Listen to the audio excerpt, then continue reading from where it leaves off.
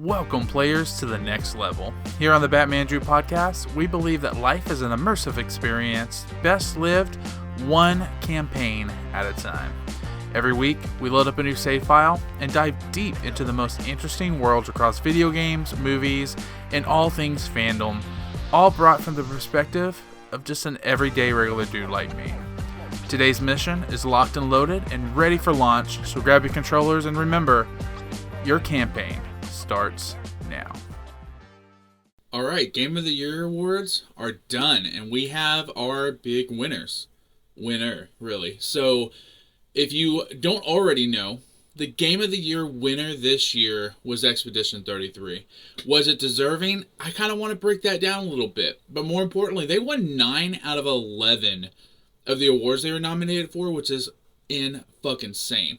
The last winner, the last record holder, I guess, was The Last of Us Part 2, with winning 7 at the awards. So winning 9, in my opinion, is kind of shattering that record of the most wins at the Game of the Year awards. But as I kind of look through it and kind of break it down, was it deserving of all 9 awards that it won? And I want to take a look at that. First, let me just give you my quick overall thoughts of Expedition 33. This is a non-spoiler review. I do have a roundtable spoiler review up on my channel now you can go check out. But initially, my non-spoiler reviews of Expedition 33 is that it's a fantastic experience of a game. Like, it transcends the genre, and it does a great job of not only giving you emotional stakes in the game and then the characters, but giving you investment in the actual outcome. And if you've played the game, you know how it ends, and you know what I mean when I say that. I will say this from a non-spoiler standpoint.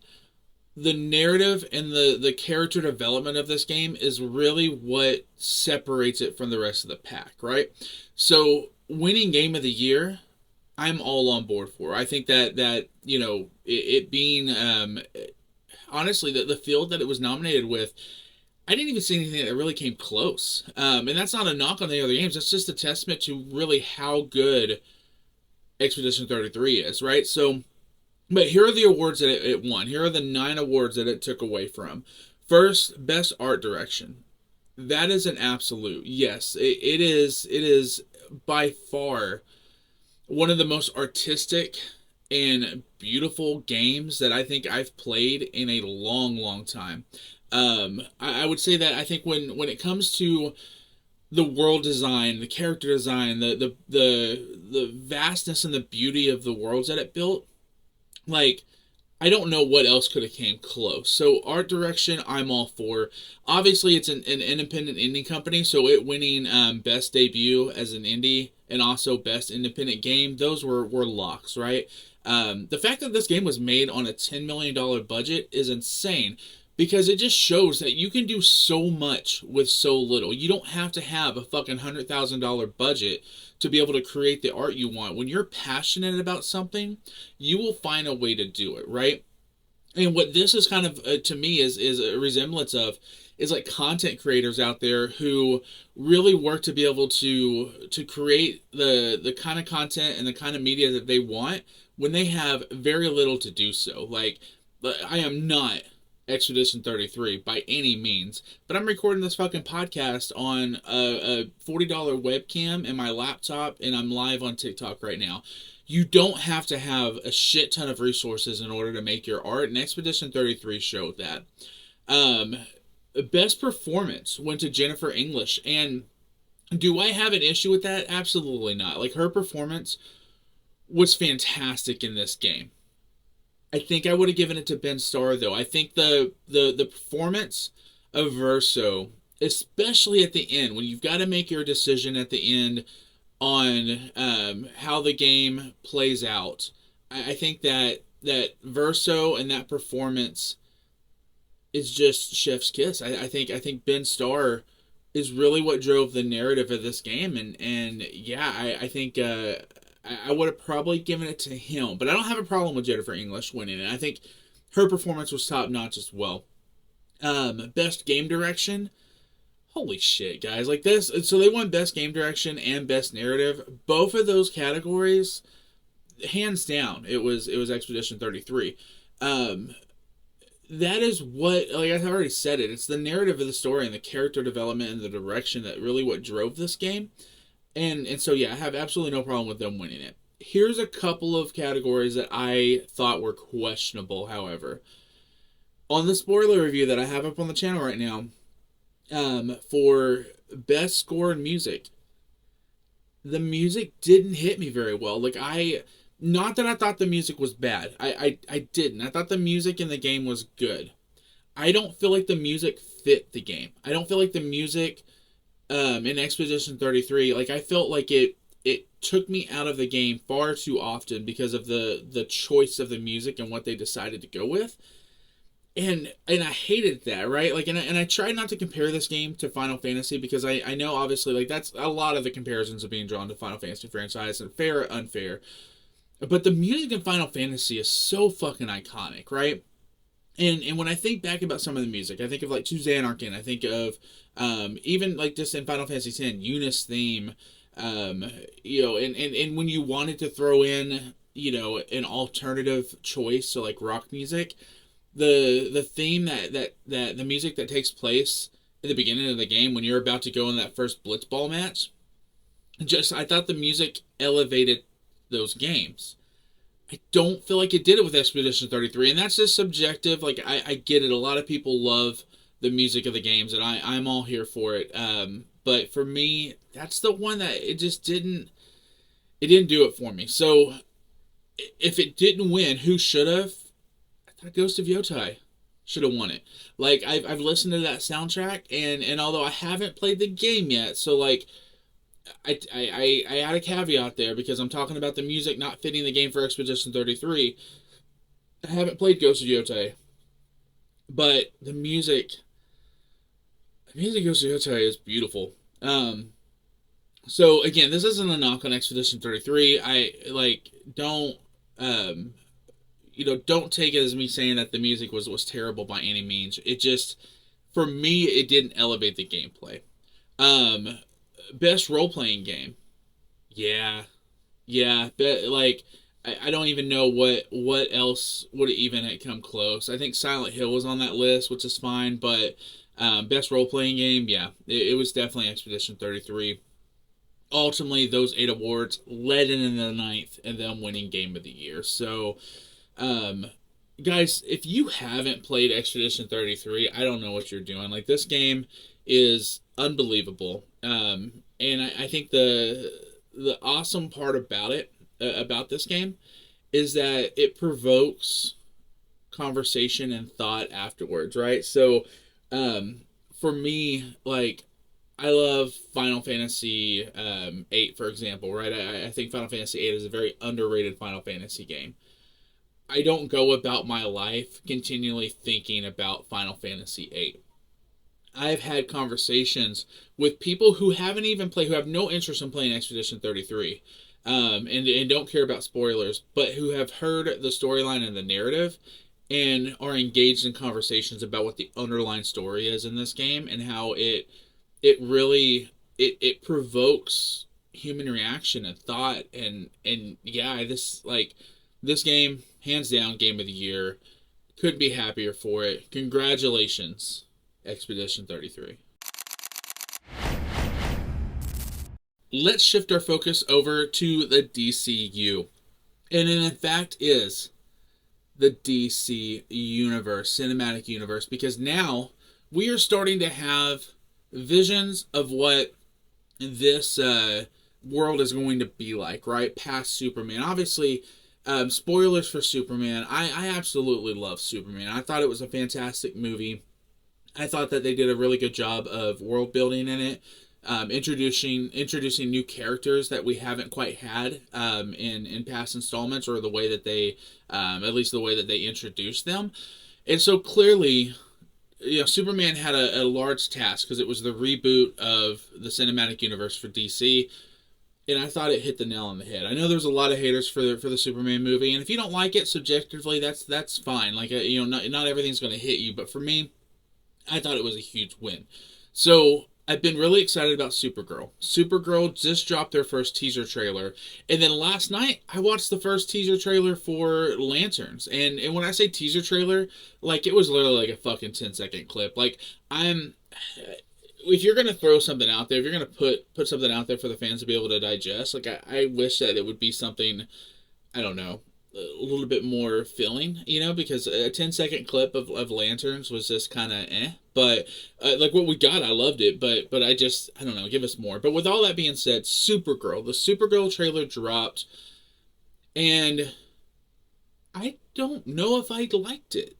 Like it was a good trailer. Like I thought, like for what we're expecting from Supergirl, I thought it did a really good job of introducing probably the tones of what this movie is probably going to be like. But there were a couple things that just was like it.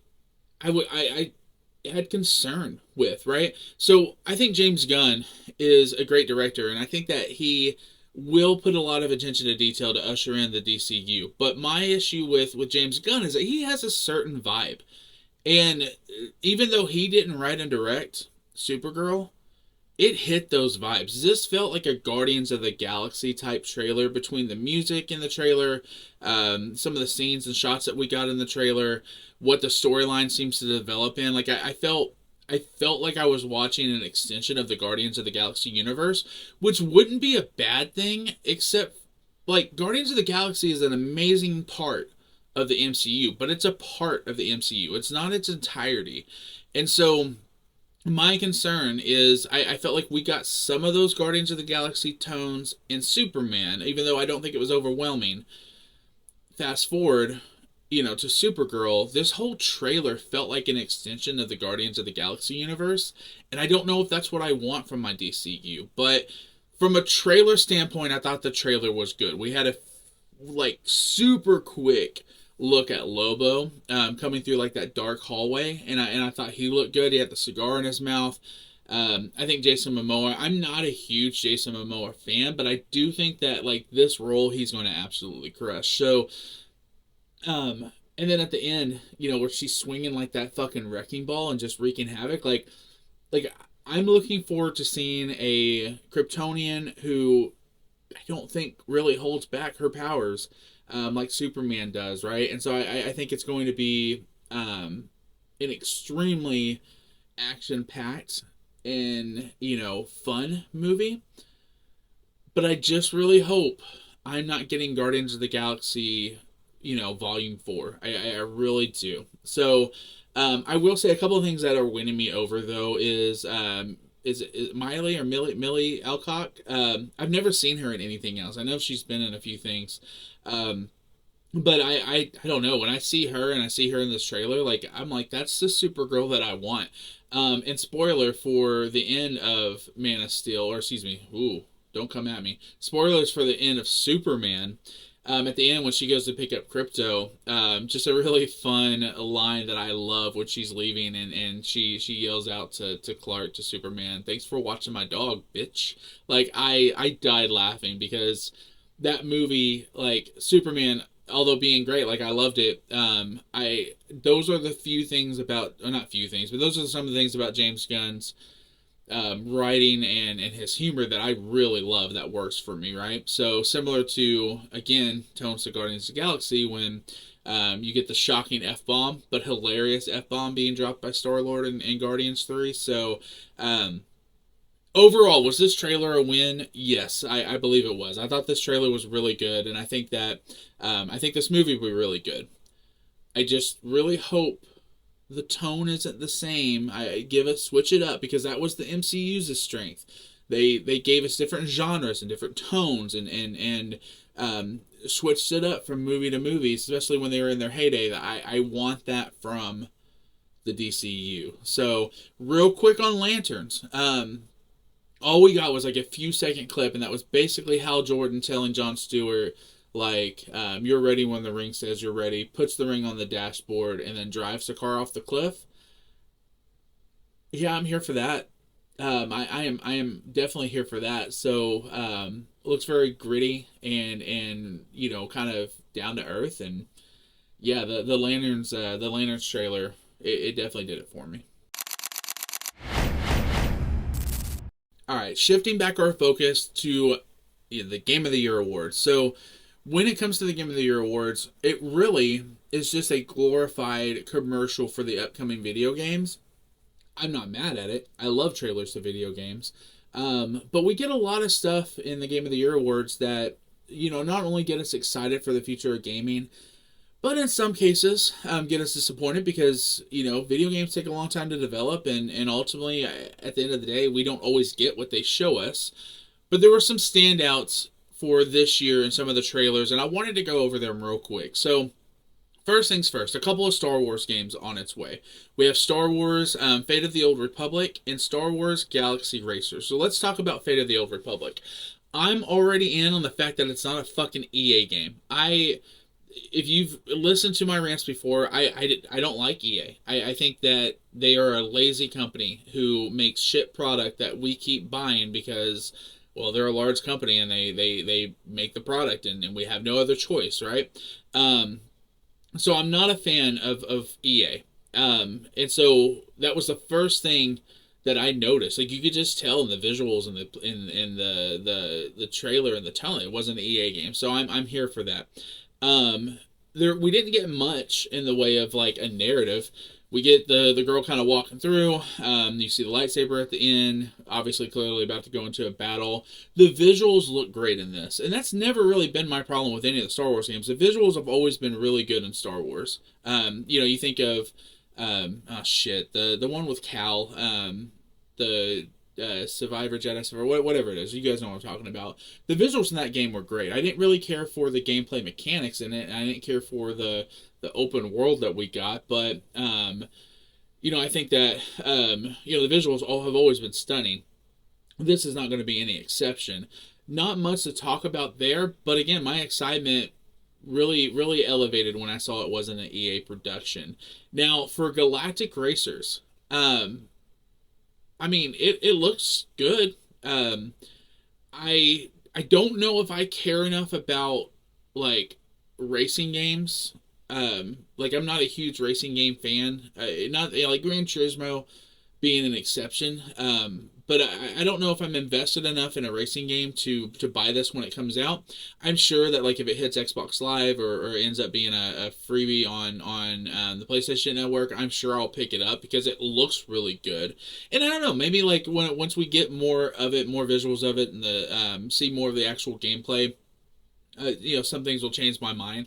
I think the last racing game that I ended up buying was the Hot Wheels game for the Nintendo Switch, and I got that one because it was just kind of fun. It was fun and silly, and definitely did a lot of just kind of cool like nostalgia points if you ever really like played with Hot Wheels when you were a kid. So I don't know, Galactic Racers, excuse me. I think what was the last racing game, or maybe only racing game that Star Wars put out didn't they have a pod racer game back in the day when like the Phantom Menace came out, I think. So I don't know. But 2 Star Wars games on its way. 2 Tomb Raider games on its way. Tomb Raider Catalyst, and Tomb Raider Legacy of Atlantis. So first of all, Catalyst, you can't tell me if you didn't watch the trailer, go watch it. My first thought when she popped in on screen, when Lara Croft popped in on screen, is she did like a little Spider-Man thwip, which I don't know, it just kind of made me laugh a little bit. This game looks terrible, if I'm being honest. I loved the last series of the Tomb Raider games we got, and I didn't even know there were Tomb Raider games on its way. So I watched these trailers hoping for an extension of that, and I didn't get it. And so I just thought Catalyst, honestly, I thought it looked terrible. Legacy of Atlantis, I thought looked better. Why they're making 2 Tomb Raider games, I don't know. Like 2 different developers, like it. I don't know. I was at a loss for that, but I thought it looked better. I will tell you, obviously it's Lara Croft, so we've got as gamers we've gotten accustomed to tight shorts, big boobs, skimpy clothes. I get it, but the butt shot in this trailer, that was a choice, and honestly, like that kind of stuff, it really takes me out of it sometimes. Like I just don't see the purpose in it. But whatever. I will tell you the highlight of that trailer: fucking dinosaurs. As I was watching now, this game, the tagline talked about it like being remade, maybe a remade game or whatever. I didn't play all the Tomb Raiders games, growing up. So did were there dinosaurs in past games? Is this like a remake or remastered version or something of a former Tomb Raider game? I don't know, but when the dinosaurs popped up, I called my son in there, and he watched that part of the trailer at the end where she's being chased by the T-Rex, and he was hooked, and he instantly I want to play that game. So, yeah, dinosaurs is a win. Truth be told, I'm a sucker for Lara Croft, however, especially, like I said, the last series of Tomb Raider games. I'm probably going to buy both these games. I'm probably going to play both these games. I don't know if I think either one particularly looks good, but I am extremely longing for a, architectural, like, Lost World type video game. Like the other Tomb Raider games, the Uncharted games, things like that. So I'm probably going to pick it up. A couple of other games that I didn't know were coming that really kind of stood out to me. Warlock Dungeons and Dragons. Listen, I'm really interested in this one because I'm not a Dungeons and Dragons player. I've never played before. I want to. If you're out there, you want to invite someone to learn how to play, I'm here for it. But I've never played before, but it's always intrigued me. So a live action, or not live action, but a role-playing game, action role-playing game set in the world of Dungeons and Dragons, this one looked really good to me. So I'm there for that one. I'm sure I'm mispronouncing this name wrong, but the Control Resents, whatever. I thought it looks really cool and creepy. I'm in for that one. Sorrows, that storyline intrigued me. The sun's dying. Like, what is that about? The last piece of media I consumed with a similar storyline of the sun's dying was Project Hail Mary, reading that book, and I loved it. So I'm here for that one. And then Exodus, I saw, and maybe I need to do a little bit more research to get a little more clarification, but is this being, partially produced by Wizards of the Coast? And obviously the Dungeons and Dragons one probably is as well, but I saw that the logo popped up, and I just started getting into playing Magic the Gathering, so that kind of intrigued me. I thought the graphics in that game looked okay, probably the weakest of all the trailers that we got, minus probably Tomb Raider Catalyst, but I don't know. The storyline seemed interesting enough. So, what about you guys? Did you see anything in the trailers that really popped out at you? Was there a game that I missed that you thought really stood out? I know there were a couple other ones, like No Law, I think was one of them, and things like that. So, put in the comments. Let me know your thoughts on the trailers. I'd love to be able to hear which one popped up on your radar. Street Fighter. Let's talk about Street Fighter. So Street Fighter came out with pretty much their entirety of their cast at the Game of the Year Awards and said, hey, here is a first preview of a little teaser trailer, a scissor roll of the Street Fighter movie coming up. And I've got to tell you, it was exactly what I expected it to be. And I don't know yet if it's good or bad, but it was a bunch of senseless violence, and I'm totally here for it. So, if you haven't seen it, at the Game of the Year Awards, like I said, the cast came out, they showed this trailer, and basically what it was like a 2 or 3 second clip of each of the characters doing some kind of fighting in the game. And then Street Fighter doubled down, they dropped the character posters for the game, which that really kind of, because I saw those first. I don't know if they came out first or not, but I saw them first, and that really set the tone for what I thought the game was going to be like. When you see those character posters, I don't know if I particularly like them, but on the same note, they looked really good. So I don't really know how to explain my thoughts and feelings. So going into the trailer, I just thought to myself, okay, this is going to be dumb, and I'm just hoping for some fun, and that's what I got. It looks dumb. Again, being a teaser trailer, who knows? Maybe the storyline is, the narrative is one of the best ever, and it's going to win Movie of the Year, and it's going to exceed all expectations that we have from a Street Fighter movie. But at the end of the day, it's still a Street Fighter movie, right? I thought some of the notes in it were pretty fun, especially like the car being destroyed, like that. You know, if you remember back in the Street Fighter games, you could beat up the car like that was on in the back of the screen or whatever. So I don't know, it was fun. I'm excited for this movie. I think that between that and Mortal Kombat, we don't need these games or these movies. We don't need them to be like some Shakespearean epic. Just be fun. Go out there, give us some nostalgia, be fun, and I'm here for it. But what did you guys think of Street Fighter? Are you excited for it? Do you think that it's going to exceed our expectations? What are your expectations for it? Drop in the comments. Let me know. All right, and our last topic for the day is a mic drop by Expedition 33. So after winning Game of the Year and honestly just basically like sweeping all the awards at the Game of the Year awards, just unreal, 9 out of 11, they dropped a DLC for this game. No one knew it was coming. Like, it just out of nowhere, Expedition 33 said, hey, give us our Game of the Year award, and here's a thank you. And literally the trailer was like, thank you to the fans for the game.